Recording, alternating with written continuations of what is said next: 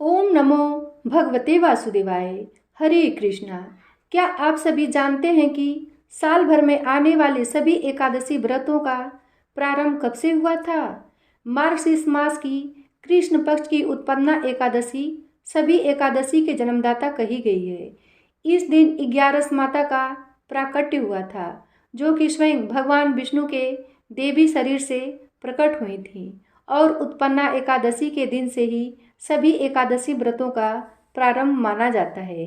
तो आज की इस वीडियो में आप जानेंगे उत्पन्ना एकादशी की तिथि, शुभ मुहूर्त के बारे में, और आप सब जानेंगे कि व्रत कब रखना है, कब खोलना है, शुभ मुहूर्त कब से कब तक रहेगा, व्रत के दिन क्या खा सकते हैं, किन चीज़ों का आप दान कर सकते हैं, और किन प्रकार से व्रत का पारण यानी कि व्रत खोला जाता है।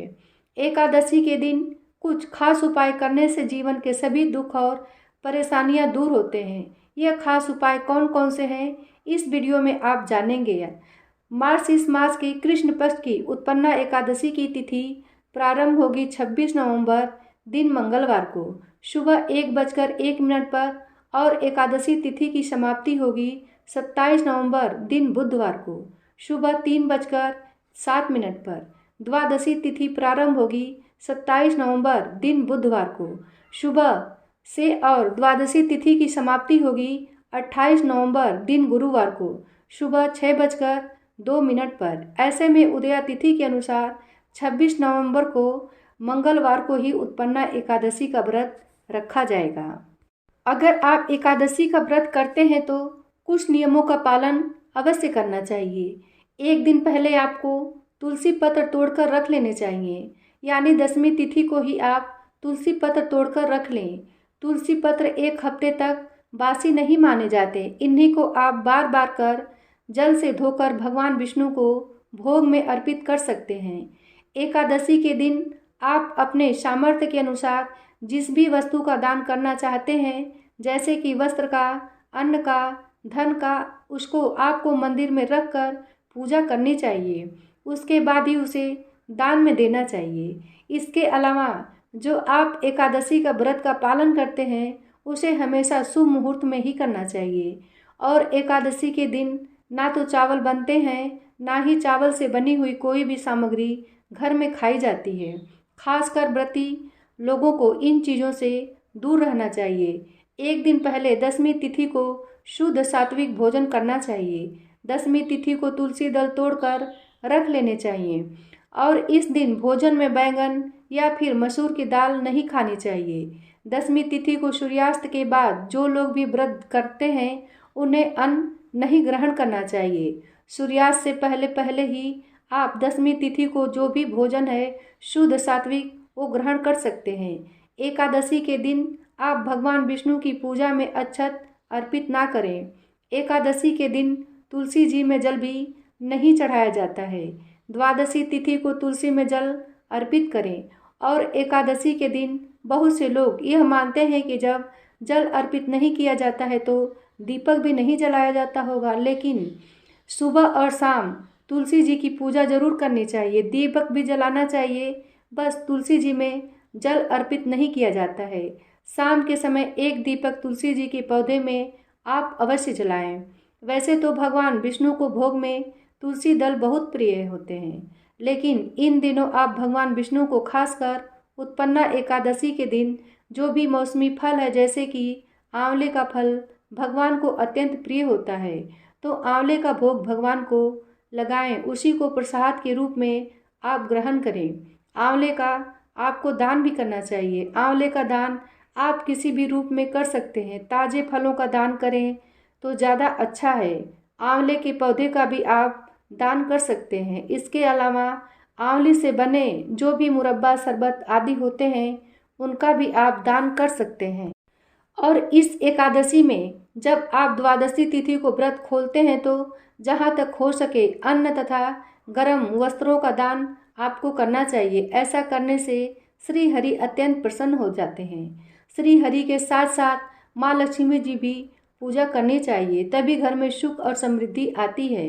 एकादशी में भगवान की पूजा करते समय जो लोग सच्चे मन से व्रत की कथा पढ़ते हैं, सुनते हैं, उन पर भी भगवान विष्णु सदा प्रसन्न रहते हैं, क्योंकि उत्पन्ना एकादशी ही ऐसे में तुलसी जी की आरती, तुलसी जी की कथा और उत्पन्ना एकादशी की व्रत कथा सुनने से भी व्रत का पुण्य प्राप्त होता है। एकादशी व्रत कथा तो सुबह और शाम दोनों ही समय सुननी चाहिए। यदि आपके पास सुबह ज़्यादा समय नहीं है तो शाम की पूजा करते समय आप व्रत की कथा जरूर पढ़ें या सुनें, जो कि आने वाली वीडियो में आपको हमारे चैनल पे मिल जाएगी।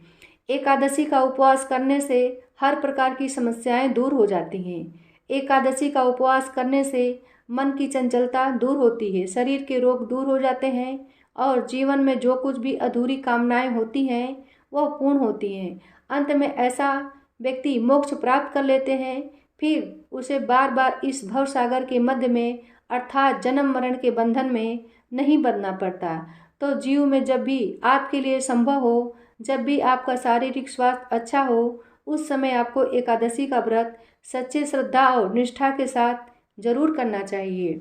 एकादशी के दिन भगवान विष्णु और भगवान श्री कृष्ण की पूजा करनी चाहिए। इस दिन सुबह स्नान करके हाथ में जल और पुष्प लेकर व्रत रखने का आपको संकल्प लेना चाहिए। फिर एक चौकी पर भगवान विष्णु और माता लक्ष्मी के साथ में भगवान श्री कृष्ण की प्रतिमा या तस्वीर की स्थापना की जाती है।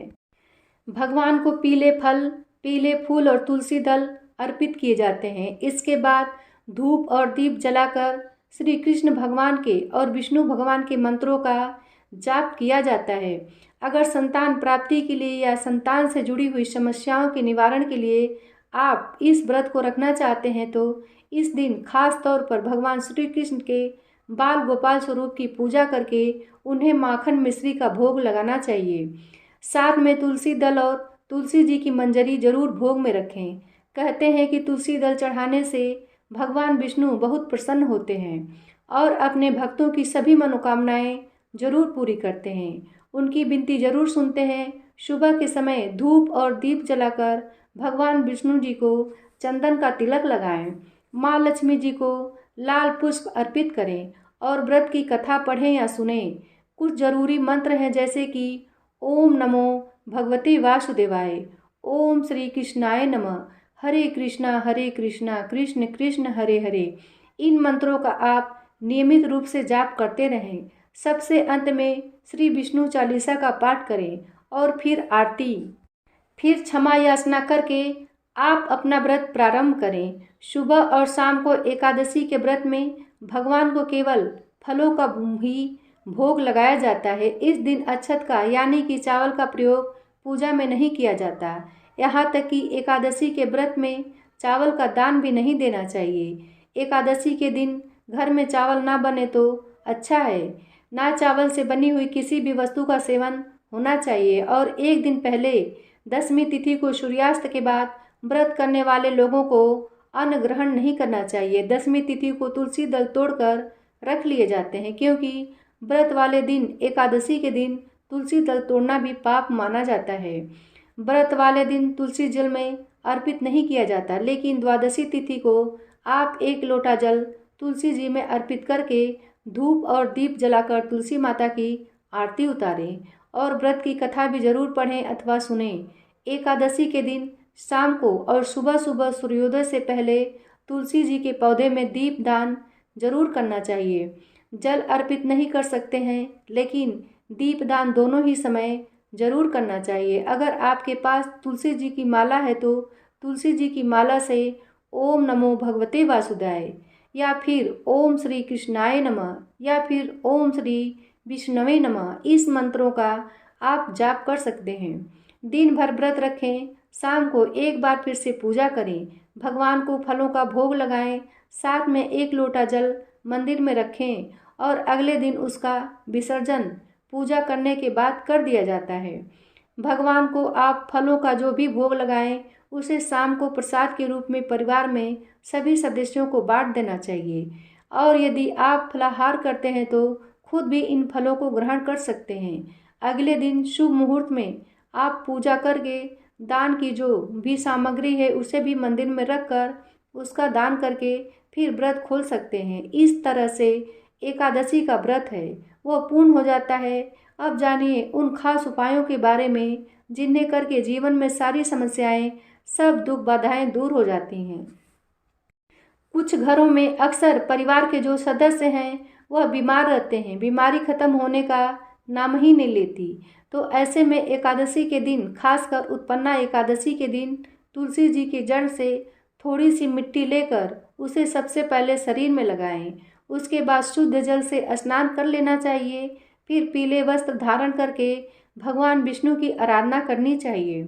ऐसा करने से रोग या जो भी बीमारी है वह सब दूर हो जाती है। अब अगर आपके घर में नकारात्मक ऊर्जा है, आपके घर की खुशियों को बहुत जल्दी दूसरों की नज़र लग जाती है, तो ऐसे में आज के दिन दक्षिणावर्ती शंख में जल भरकर उससे भगवान विष्णु का अभिषेक करना चाहिए। भगवान विष्णु की मूर्ति, तस्वीर ना हो तो भगवान कृष्ण का अभिषेक भी कर सकते हैं। बाकी बचे हुए जल को अपने घर के मुख्य द्वार सहित घर के सभी कमरों में, मंदिर में उसका छिड़काव करना चाहिए। ऐसा करने से घर को नज़र नहीं लगती और घर में सुख शांति बनी रहती है। अगर विवाह के कई वर्षों के बाद भी संतान सुख नहीं मिला है तो ऐसे में आज के दिन लड्डू गोपाल जी का पूजा करके उन्हें माखन मिश्री का भोग अवश्य लगाएं। साथ में तुलसी जी की मंजरी, तुलसी दल भगवान को अर्पित करें और फिर किसी भी निर्धन परिवार को, खासकर किसी निर्धन बच्चे को आप माखन मिश्री का दान करें। ऐसा करने से स्वस्थ और भाग्यशाली संतान की प्राप्ति होती है। यहाँ तक कि सच्चे मन से इस उपाय को करने से बाँझ को भी पुत्र की प्राप्ति हो जाती है, उनकी सोनी गोद भर जाती है। अगर आप एकादशी का व्रत नहीं रख पाते हैं तो भी इन उपायों को एकादशी के दिन कर सकते हैं। जो लोग किसी कारण से एकादशी का उपवास नहीं रख पाते हैं तो ऐसे भक्तों को भी एकादशी और द्वादशी तिथि दोनों ही दिन व्रत की कथा भी पढ़नी या सुननी चाहिए। विधि विधान से भगवान विष्णु जी का पूजन करके द्वादशी तिथि को प्रसाद के रूप में तुलसी दल और जल ग्रहण करना चाहिए। ऐसा करने से हर प्रकार की बीमारी और जो भी समस्या है वह दूर हो जाती है। अगर आप सुनना चाहते हो तो उत्पन्ना एकादशी की व्रत कथा, तो आने वाली वीडियो में आप हमारे चैनल पर उत्पन्ना एकादशी के व्रत की कथा और 11 मथा की कथा भी जरूर सुनिए। आज की वीडियो अगर आपको अच्छी लगी हो तो एक लाइक करना मत भूलिए। आज की वीडियो यहीं समाप्त होती है। जय श्री कृष्णा, जय श्री राधे।